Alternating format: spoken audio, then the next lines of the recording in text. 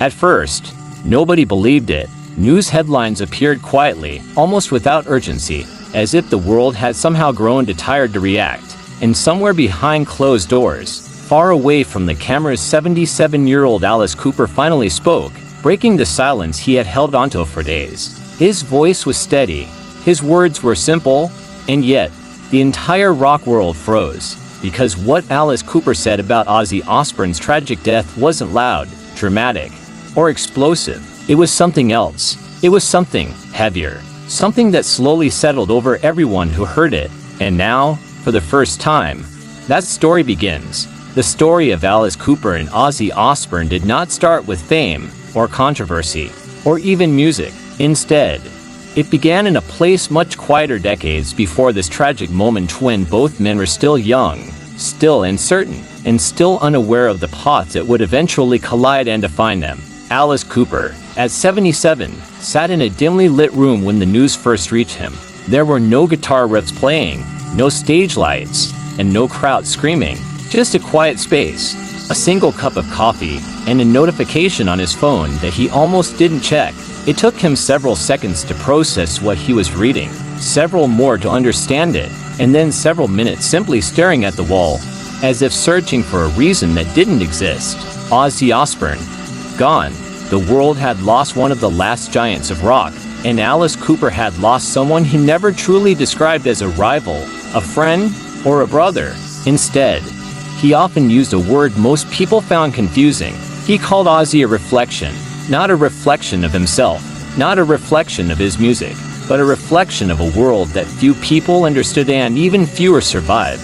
Alice Cooper, after getting the news, didn't say a word to anyone for hours. People close to him noticed his silence. Some assumed it was shock, others assumed it was grief. But the truth was far more ordinary. He simply didn't know what to say, because sometimes, when someone like Ozzy Osbourne disappears from the world, the silence feels heavier than any tribute ever could. The early years, before the darkness, before the fumetto. Understand Alice Cooper's reaction, one has to go back to a time long before the makeup, the outrageous performances, and the fame that would later define them. Alice Cooper grew up in a quiet environment, far quieter than anyone would believe if they only knew the rock star version of him. He was soft-spoken, calm, and almost shy, despite the reputation he would eventually build. Ozzy Osbourne, meanwhile, grew up in an entirely different world, a tougher one, a louder one, a more complicated one, and yet, both men shared something that no one could ever take away from them, an understanding that rock was not just music, it was survival. Alice Cooper once said in an interview from many years ago, an interview that people have recently rediscovered, that when he first met Ozzy, he didn't see chaos or madness. He saw someone who carried the weight of 1,000 stories he could never tell. The moment stuck with him. It stayed with him for decades. And now, at 77, that memory returned with painful clarity. The shockwave across rock music, when Ozzy Osbourne's tragic death was confirmed, the rock world responded immediately. Statements poured in from artists, fans, journalists, producers, and even people who had only met Ozzy once yet felt as if they knew him forever. But Alice Cooper remained silent, not because he had nothing to say, but because he didn't want to say anything too quickly, too emotionally, or too dramatically. At his age, he had learned something most people never do, that grief doesn't need speed. It needs honesty. So when he finally decided to speak, he delivered his words slowly, carefully, and with a tone so calm that many listeners said it felt unsettling.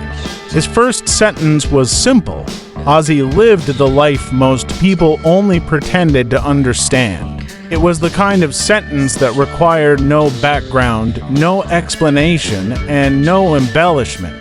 Yet it carried a weight that struck everyone who heard it. Alice Cooper wasn't trying to shock anyone. He wasn't trying to create headlines. He wasn't even trying to comfort fans. He was simply telling the truth. Alice Cooper and Ozzy, a friendship without the name friendship. Alice Cooper had always avoided labeling his relationship with Ozzy. He said it never fit into a single category. Not friendship, not brotherhood, not rivalry, not mentorship. Instead, he described it as something parallel to careers running through time beside each other, sometimes close, sometimes distant, sometimes intersecting, sometimes not, but always connected by the same strange energy that defined their era. He would later describe Ozzy as someone who understood what it meant to turn the strange into something people could feel. That sentence confused many fans, but to Alice Cooper, it was the most accurate description he could give.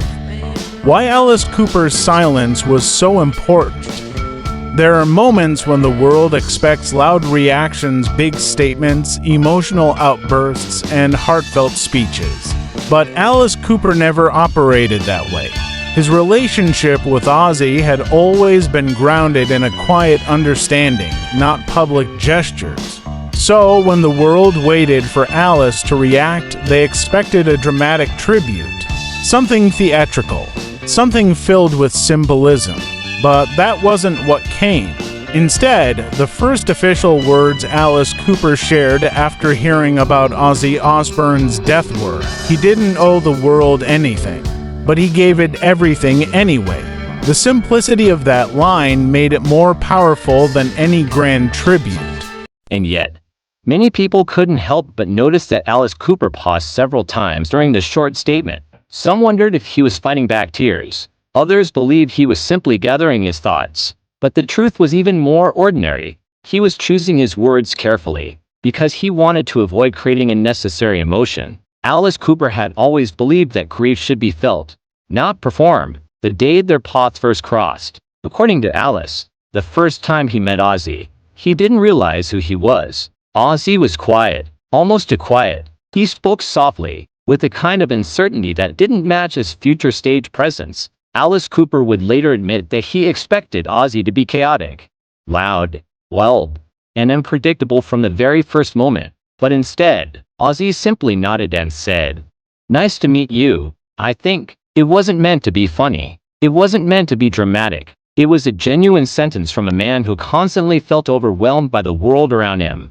Alice Cooper remembered that moment for years. He said it was the first time he realized that behind the madness, the makeup, the controversy, and the metal icon status, Ozzy Osbourne was just a human being searching for direction. Alice Cooper's unexpected reflection after Ozzy's passing. Alice Cooper made one more statement that left fans silent. He never tried to be a legend. That's why he became one. The line was delivered without emotion, without speed, and without emphasis. Just plain, flat truth. And yet, it was that simplicity that made it resonate so deeply. Alice Cooper had always understood something most people didn't, that behind the persona of the Prince of Darkness, Ozzy Osbourne carried a level of vulnerability that made his success both inspiring and heartbreaking.